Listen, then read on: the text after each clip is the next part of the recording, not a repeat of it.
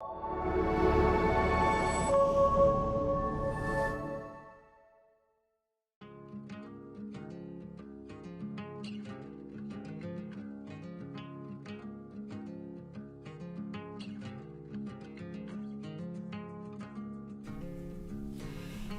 how's it going, everyone? And welcome to another episode of Adaptive. Today on the pod, I have Eric Young. How's it going, Eric? Very good. Good. All right, so today is the final episode of the video podcast series, and I'm going to ask Eric a bunch of questions, and we're going to keep this lighthearted and fun and stress-free. So, let's dive in. So, Eric, my first question for you is, for people that don't know you, can you tell us a little bit about yourself and your disability? Yes, so my name is Eric Young. I'm 30 years old. I'm a well-renowned actor in TELUS and Kidmat. And I have autism spectrum disorder and attention deficit hyperactivity disorder. And those are both neurodiversities, and the best thing about my autism is it's a gift in my acting career because it gives me a vivid imagination that enables me to get into character with my acting roles, and so it makes me who I am, and I think like the autism is what makes me as good of an actor as I am. Cool. Yeah, you've been in a bunch of plays here in TELUS. Yes, I have. Can you talk about those a little bit? Mm-hmm. Yeah, so I was in Ornamentals in 2023, and One That Flew Over the Cuckoo's Nest and It's a Wonderful Life in 2024, and Sound of Music in 2025, which is this year. So yeah. And what do you love most about acting? Makes me feel like a celebrity. Makes me, I guess, just makes me feel like I'm a real actor, and I love that because, I kind of like feeling like a celebrity. I like attention. And when you're acting, does it kind of make you forget that you are a person with a disability? Yeah, kind of. Yeah. And do you find that people, do they treat you differently because of your disability, or are people pretty accepting of you and just treat you like a regular, normal human being? Well, to be honest, I don't think many people know that I'm autistic until I tell them, because high-functioning autism is an invisible disability, so people don't catch it right away. And in One That Flew Over the Cuckoo's Nest, no one had any idea that I was autistic until it was brought to their attention. And, yeah, so. And what was their reaction? I think it was better when they knew that I was autistic, because, then they didn't have as high expectations, because, even though, autism is an invisible disability, it's still a disability, and so sometimes I can be a little slow in understanding stuff, and so I think it's better in a way if people do know I'm autistic, because then if I'm confused, they don't think, what's he doing? What's the matter with him? Because they know, I'm autistic, and so, sometimes, they just, need to, understand, that sometimes I don't, catch the, cues right away. So, I think it's, better, if I'm open about my autism. That's what I found. And have you always been open about your autism, or is it something that you've learned to be more open about as you've grown as an adult? Well, I mean, it's funny, in school, everyone knew I was autistic because I had an SSA, and autistic people are the only people with SSAs. Whereas I think, like, leaving school, I think, like, I guess people didn't really know then that, I was, autistic, and, no, I wasn't always open, and I'm still not, so, you know, yeah, it's still something that, you know, I kind of, like, have to, like, learn to, vocalize and verbalize whenever necessary.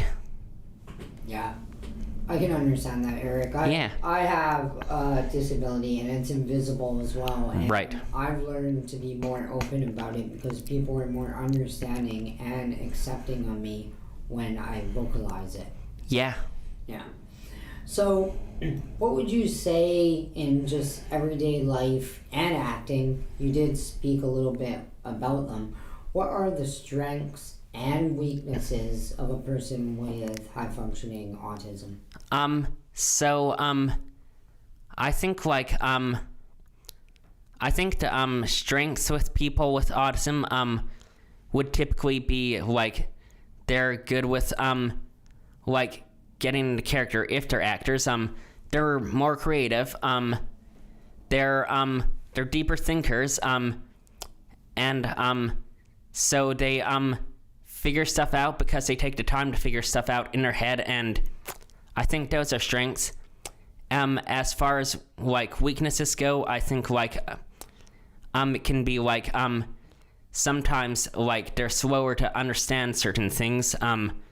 So, I guess, like, sometimes if, like, things that are implied, like, as instructions, like, sometimes people with autism don't, like, catch that, and, like, you know, I guess, like, they don't follow through with instructions. Like, if they're working on something, like, say a task that they are supposed to do, they might not do the necessary steps because they didn't they didn't catch the memo that they were supposed to, like, do it. So that can be a weakness. So yeah, autism definitely does have its weaknesses and strengths. Okay, so are there any kinds of tools or resources that you use to help with the weaknesses? Well, I think, like, mostly here at PNGI, my coaches, like, just provide me support, so I don't really, have to look for tools, and the same with TDCSS, having support workers and, life skill coaches, has definitely, helped me, because, like, then I don't have to, like, put all my time and energy into, like, finding tools to help with my weaknesses.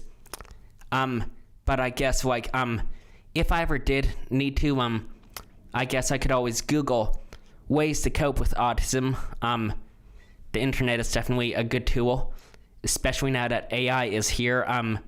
You know, you can just ask AI, for coping strategies with autism. So, if, say, like, I ever, like, say, close contracts with PNGI or TDCSS, which I don't see happening, but if that ever did happen, then I just turn to the internet and look for coping strategies. Definitely. That's awesome. Yeah. So, Eric, when did you first connect with PNGI? 2018. January 2018. And yeah, I've been here ever since. And what do you love about being part of the PNGI family? Well, it gets me out of the house. I get to go places, get to hang out, and, you know, I'm not just, like, bedridden on my phone all the time, so, you know, that's a good thing. And you get to do cool projects like this and be on a podcast. Totally. Thousands of people are going to see. Yes. So this is going to help you become more of a celebrity. Exactly. Yeah. Thank goodness for PNGI. Have you ever thought about starting a podcast, Eric? No. But now that you mention it, that would be a good thing. What would you talk about? That's a good question, actually. I'd have to think of topics. Okay. What are you interested in? Let me see. Well, I'm definitely interested in, like, celebrities and stuff. I'm, like, big fan of, like, the film industry, the music industry, like, yeah, pretty much all that stuff. I could see you being like a film critic or like a music critic and talk about music and videos. I'd love to do that. Hey, maybe that's something that you need to work on with your support workers. Maybe so. Cool. So, Eric, you love to do content creation. Right. When did you start becoming a content creator? Oh, long time. So I started out with acting, in high school. So in grade 8, I did drama class, and I was in my first official play, like when I was 15. Mind you, it wasn't, a musical theater play, initially. It was, a summer camp play. It was Hansel and Gretel, and that was in Kidmat. And I starred in that, and that was my first ever play. And then in 2013, when I was in grade 11, I starred in a musical theater play in high school called Into the Woods. And so I started out acting. And then, like, in grade 12, for a talent show, I performed some rap songs, which were Empire State of Mind and Stereo Hearts, for the talent show. So, I mean, that's where singing came into play, which isn't necessarily content creating, but is entertainment, basically. And so yeah, that's where it started out. And then eventually I got into stuff like script writing, and I kind of did some creative writing. I started writing stories, and I figured, like, anything like that involves creativity, that was my mojo, so to speak. So I just kept at it, and now, like, it's been like over a decade that I've been doing content creating, and you know, I haven't stopped. No, and you're kind of like part of the social media marketing team here at PNGI. Yes. You make a lot of like Facebook stories and reels. Mm-hmm. You've scripted a bunch of short videos. That's right. Yeah, can you talk a little bit about some of the videos that you've scripted? Yeah, so my recent PNGI project that I'm currently working on is advocacy. I'm doing PNGI policy readings. So basically I read the policy rights of clients here at PNGI, and I'm doing skits that are filmed, and I feature some of the other clients here at PNGI, and I just am doing like as much as possible right now, and it's a hard project, but currently I'm getting paid for it, and I'm definitely excited to see where it takes me, because, you know, I get to put more money in the bank, and I get to also follow my passion of doing videos and writing scripts, and it's awesome. What are your favorite parts of content creation? What do you like doing the most? Well, I do love acting a lot, but I think I really, really love writing the scripts and writing the dialogue because I get to have like influence and control as to like what's in the videos, and you know, being a creative person, I really enjoy penning the scripts and coming up with the things to say. It's so much fun. I mean, I kind of feel like the director. Heck yeah. And it's an inclusive project. Yes. Because you're bringing on other people from PNGI who have different diverse abilities. Yes. And involving them in your project. Yeah. Which is pretty cool because typically they probably wouldn't have the opportunity to partake in a little film project. Yeah, exactly. So I get to make a difference. Yeah, definitely. So Eric, what is the other project that you're working on, or that you did work on? Tell us a little bit about your egg burglar project. Yeah, so I wrote a script myself, and I played like both of the parts. It's a 2-character script, egg burglar. So okay, so basically I got to pen down an idea for what's happening with this tariff war between Canada and the United States, because in the United States the price of eggs has skyrocketed.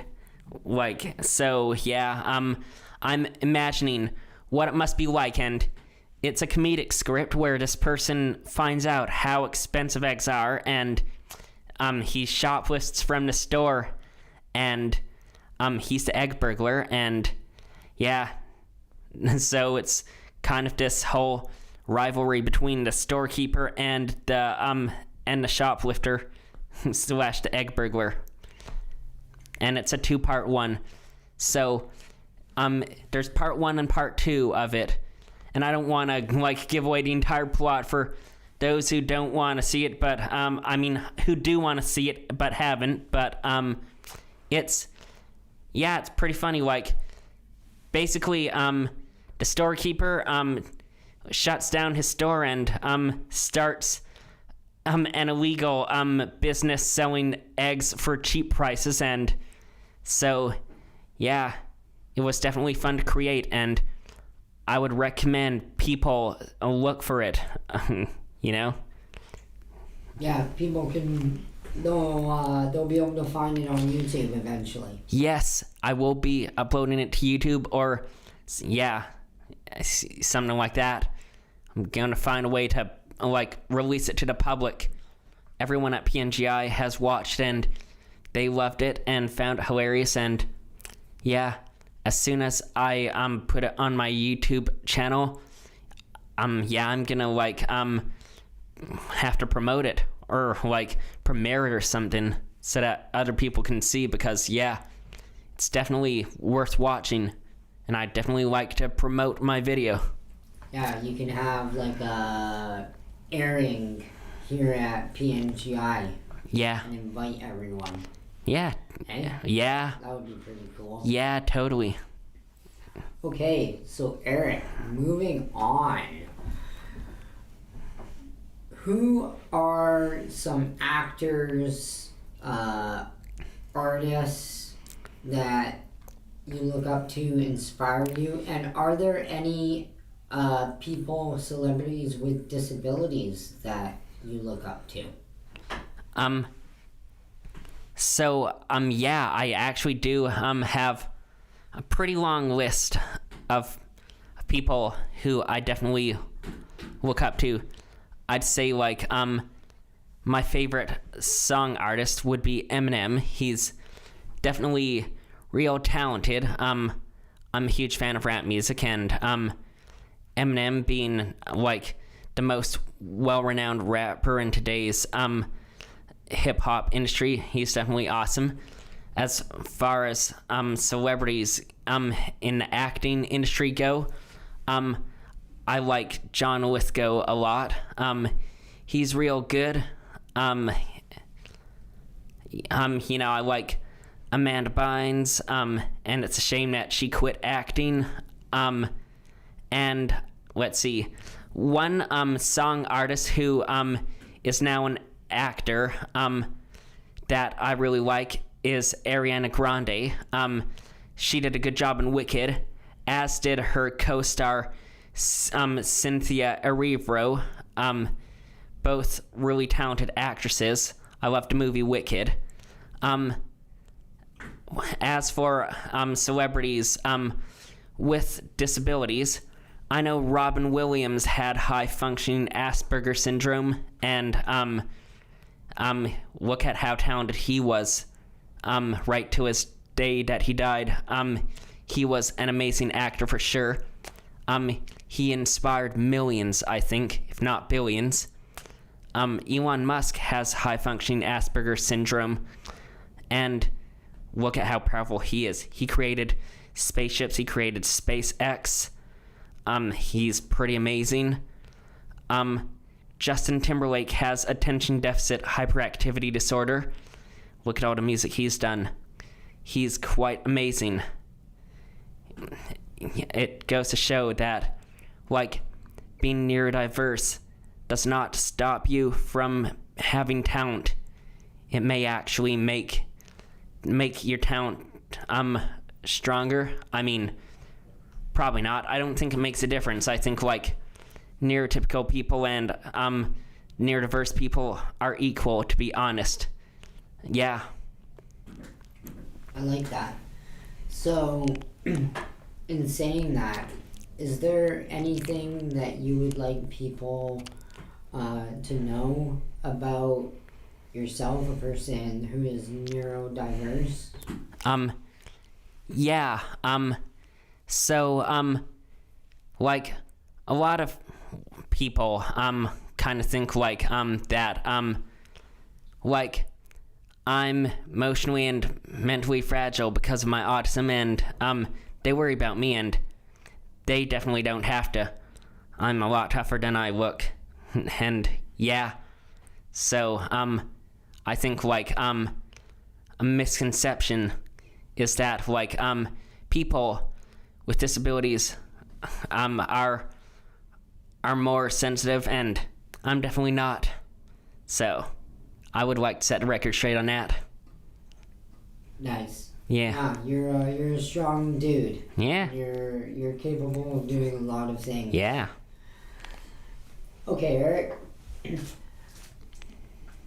The holidays are coming. Mm-hmm. What are your plans?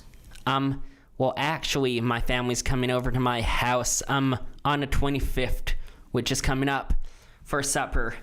They're gonna be coming to my place for supper on the 25th. So, yeah. Okay, what are you gonna make for them? They're gonna be cooking for me. And, they're making my favorite. They're making lasagna. Lasagna? Uh-huh.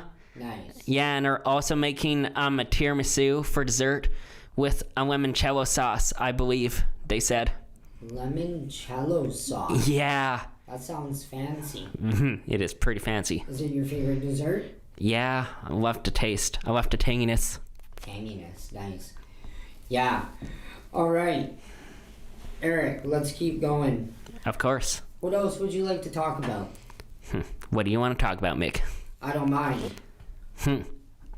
I didn't even know. You don't know? Where do we go from here? Okay. Yeah.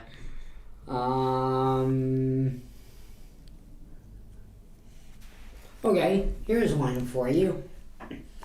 How has disability shaped how you view the world? I guess I'm more imaginative. I don't just see the world as the world. I often think of life as a movie, to be honest. I feel like life is fiction. I often imagine that life's just a movie that keeps going on, and Like, yeah. What kind of movie is it? I don't know, I guess drama or something. Is there a movie that you watched that you would compare life to? Hunger Games, I guess. So I guess science fiction fantasy, more or less. I guess, like, I see my life as a science fiction fantasy movie. And if you were to play a character in the Hunger Games, who would you be and why? Katniss Everdeen, of course. She's the main character, and I want to be the main character in every movie. Yeah, you want the starlight. Yeah. So Eric, how about this? If you were to produce and direct a movie, what would it be? I would really like to adapt the book The Chrysalids into a movie. No one's ever done that.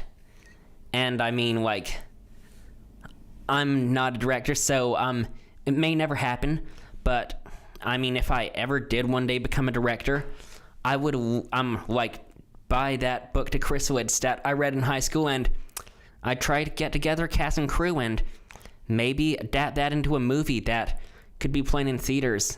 And if that ever did happen, hopefully it would be a blockbuster. And what is it about that book that you enjoy? I know nothing about it. Can you tell us a little bit about it? So The Chrysalids is also science fiction. It's a very, very old book. I think it was made in like the 50s or 60s.